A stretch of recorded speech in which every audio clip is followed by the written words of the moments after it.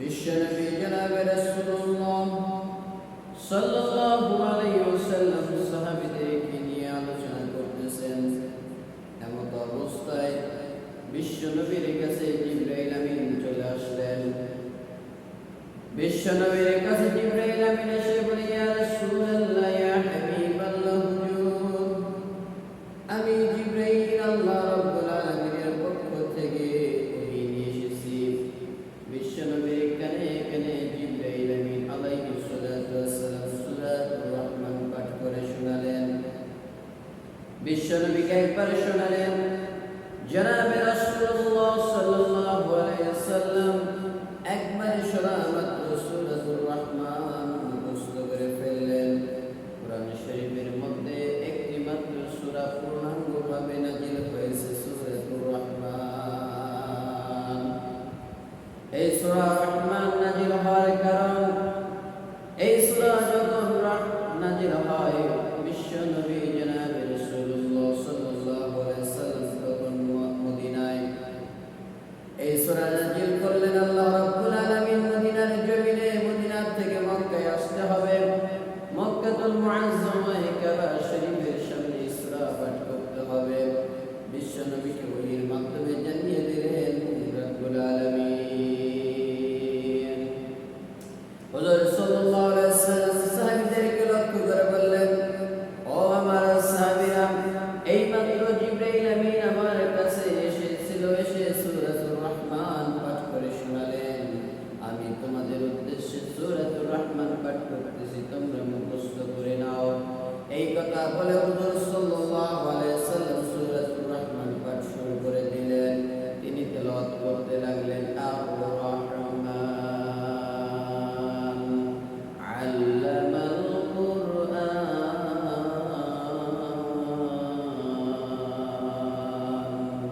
খালাকাল ইনসানা আল্লামাহুল বায়ান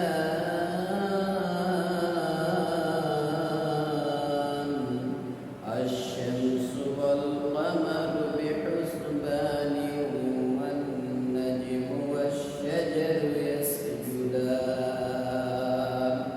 হুজুর সাল্লাল্লাহু আলাইহি ওয়াসাল্লাম সূরাতুর রহমান শুরু থেকে শেষ পর্যন্ত তেলাওয়াত করে শোনালেন। ডাক দিয়ে বলে, ও আমার সাহাবীরা, কার সূরাতুর রহমান মুখস্থ হয়েছে?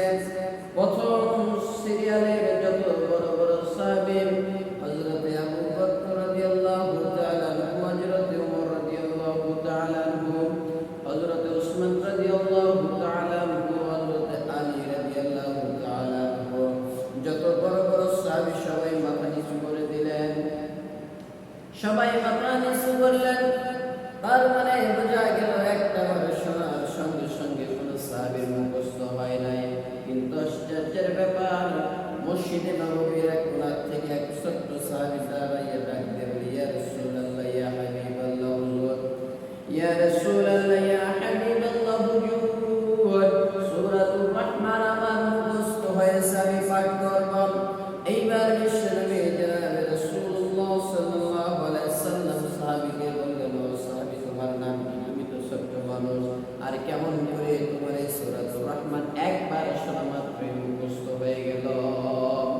ছোট্ট সাহাবী ডাকতে বলে, ইয়া রাসূলুল্লাহ, ইয়া হাবিবাল্লাহ, হুজুর, আমি সেই আব্দুল্লাহ ইবনে মাসউদ, যে আব্দুল্লাহ ইবনে মাসউদ ছোট্ট থাকতে আপনার হাতে হাত থেকে কালিমা গ্রহণ করেছি।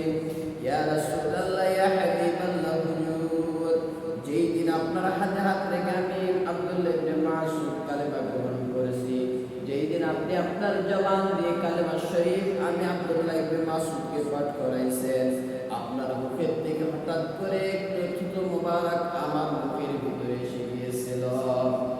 ও নবী, আমি তো স্তোত্র করে সঙ্গে সঙ্গে আপনার থুতু মুবারকটি গিলে ফেলে খেয়ে ফেলেছিলাম। ইয়া রাসূলুল্লাহ, ইয়া হাবিবাল্লাহ, হুজুর, সেই দিন থেকে যত বড় কোরআনের আয়াত হোক না কেন, যত বড় হাদিস হোক না কেন, আমি আব্দুল্লাহ ইবনে মাসউদ শোনার সঙ্গে সঙ্গে মুখস্থ হয়ে যায়। রাসূল সাল্লাল্লাহু আলাইহি ওয়াসাল্লাম বলেন, ও আব্দুল্লাহ ইবনে মাসউদ, এই সূরা এখানে পাঠ করলে আলহামদুলিল্লাহ, খুব ভালো, কিন্তু এখানে পাঠ করলে হবে না, এই সূরা মক্কাতুল মুআজ্জামায় পাঠ করতে হবে, ওইখানে যাইতে হবে, কাবা শরীফের সামনে পাঠ করতে হবে। আব্দুল্লাহ ইবনে মাসউদ ডাকতে বলে, ইয়া রাসূলুল্লাহ ইয়া হাবিবাল্লাহ হুজুর, আমি আব্দুল্লাহ ইবনে মাসউদ তৈরি আছি, আমাকে পাঠান, আমি মক্কাতুল মুআজ্জামায় চলে যাব। রাসূল সাল্লাল্লাহু আলাইহি ওয়াসাল্লাম ডাকতে বলেন, ও আব্দুল্লাহ ইবনে মাসউদ, তুমি ছোট্ট মানুষ, তোমাকে দ্বারা হবে না, তুমি বসে যাও, কেননা মক্কাতুল মুআজ্জামায় সবচেয়ে বড় বড় কাফেররা বসে আছে, সব বড় আল্লাহর ওলি। কেউ কিন্তু আল্লাহকে মানতে চায় না, ইসলামের সবাই বিরোধিতা বিদ্বেষী, ওরা কিন্তু তোমাকে মেনে নেবে না। তুমি ছোট্ট মানুষ, তোমার উপর নির্যাতিত করবে, তোমার উপর অন্যায় করবে, অত্যাচার করবে। আব্দুল্লাহ ইবনে মাসউদ বসে গেলেন। হুজুর সাল্লাল্লাহু আলাইহি ওয়াসাল্লাম আমার ডাক দিয়ে বললেন, ও আমার সাহাবীরা, কার মুখস্থ হয়েছে? কোন সাহাবী মাথা তুলতে পারে না, সবাই মাথা নিচু করে আছে। আব্দুল্লাহ ইবনে মাসউদ আবার লাফ দিয়ে দাঁড়ালেন, ইয়া রাসূলুল্লাহ, আমার মুখস্থ হয়েছে, আমি মক্কাতুল মুআজ্জামায় চলে যাব। হুজুর সাল্লাল্লাহু আলাইহি ওয়াসাল্লাম বললেন, বসে যাও। আর বসলেন, আবার বললেন, ও সাহাবীরা, কার মুখস্থ হয়েছে? আব্দুল্লাহ ইবনে মাসউদ ডাক দিয়ে বলেন, ইয়া রাসূলুল্লাহ ইয়া হাবিবাল্লাহ হুজুর, আমার মুখস্থ হয়েছে, আমি মক্কাতুল মুআজ্জামায় যাব। হুজুর, আমাকে দয়া করে একটিবার পাঠান। হুজুর সাল্লাল্লাহু আলাইহি ওয়াসাল্লাম দেখেন কোন সাহাবীর একবারও শোনা মাত্র মুখস্থ হয় না, শুধুমাত্র আব্দুল্লাহ ইবনে মাসউদ ছাড়া। এইবার আব্দুল্লাহ ইবনে মাসউদকে বললেন, ঠিক আছে আব্দুল্লাহ ইবনে মাসউদ, তৈরি হয়ে নাও, মক্কাতুল মুআজ্জামায় যাইতে হবে। এই কথা বলার সঙ্গে সঙ্গে আব্দুল্লাহ ইবনে মাসউদ রেডি হয়ে গেলেন, তৈরি হলেন মক্কাতুল মুআজ্জামায় যাওয়ার জন্য। কিছু দূর যাওয়ার পর আব্দুল্লাহ ইবনে মাসউদ আবার পিছন দিকে ফিরে এসে হুজুর সাল্লাল্লাহু আলাইহি ওয়াসাল্লামের একটু সামনে দাঁড়াইছেন। হুজুর সাল্লাল্লাহু আলাইহি ওয়াসাল্লাম বলেন, ও আব্দুল্লাহ ইবনে মাসউদ, তুমি ছোট মানুষ, তুমি যাইতে পারবে না, তোমার ভয় লাগবে। আব্দুল্লাহ ইবনে মাসউদ দেখতে বলেন, ইয়া রাসূলুল্লাহ ইয়া হাবিবাল্লাহ হুজুর, কাউকে ভয় করি না, একমাত্র আল্লাহকে ছাড়া। কিন্তু আমি আব্দুল্লাহ ইবনে মাসউদ মক্কায় যাব, আর রহমান সূরা তেলাওয়াত করব। মক্কায় সবচেয়ে বড় বড় কাফেররা বসে আছে, তারা আমাকে বেঁচে রাখবে কিনা জানি না। শেষবারের মতো আপনার নুরানি চেহারা দেখার জন্য আমি পিছন দিক ফিরে এসেছি। এই কথা বলে আব্দুল্লাহ ইবনে মাসউদ হাঁটি হাঁটি পা পা করে আবার যাইতে লাগলেন। যাইতে যাইতে যাইতে যাইতে মক্কাতুল মুআজ্জামার কাছে চলে আসলেন। মক্কাতুল মুআজ্জামায় এসে কাবা শরীফের সামনে বসে, কাবা শরীফের সামনে দাঁড়াইয়া আব্দুল্লাহ ইবনে মাসউদ পাঠ শুরু করলেন, আর রহমান আল্লামাল কুরআন,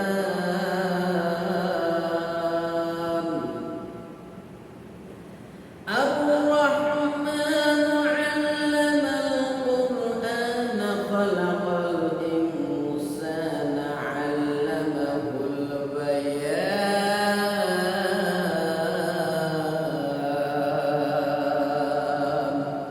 আব্দুল্লাহ ইবনে মাসউদ এইভাবে যখন পাঠ করা শুরু করে দিয়েছেন কুরআনুল কারীম, কাবা শরীফের সঙ্গে ছিল আবু জেহেলের ঘর, আবু জেহেলের বাড়ি।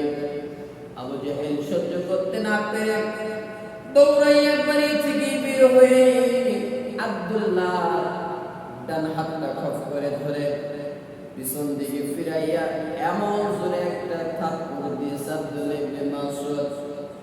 কিতাবের লেখক লেখেন, যখন আব্দুল্লাহ ইবনে মাসউদকে একটা থাপ্পড় দিয়েছে, সঙ্গে সঙ্গে আব্দুল্লাহ ইবনে মাসউদের কান ফেটে রক্ত বের হওয়া শুরু হয়েছে। আবু জেহেল বলে, তুমি ছোট মানুষ, সেই জন্য তোমাকে ছেড়ে দিলাম, আর যদি মক্কার জমিনে কুরআনুল কারীম তেলাওয়াত করতে শুনি, তোমাকে জীবন্ত ছেড়ে দেব না, তোমাকে লাশ বানাইয়া মদিনাতুল মুনাওয়ারায় পাঠাইয়া দেব। আব্দুল্লাহ ইবনে মাসউদ মক্কা থেকে চলে আসলেন, মদিনায় আসলেন। হুজুর সাল্লাল্লাহু আলাইহি ওয়াসাল্লামের যখন সামনে গেলেন, হুজুর সাল্লাল্লাহু আলাইহি ওয়াসাল্লাম আব্দুল্লাহ ইবনে মাসউদকে দেখলেন। দেখে আব্দুল্লাহ ইবনে মাসউদের কান থেকে রক্ত বের হয়ে পড়তেছে। বিশ্বনবী রাহমাতুল লিল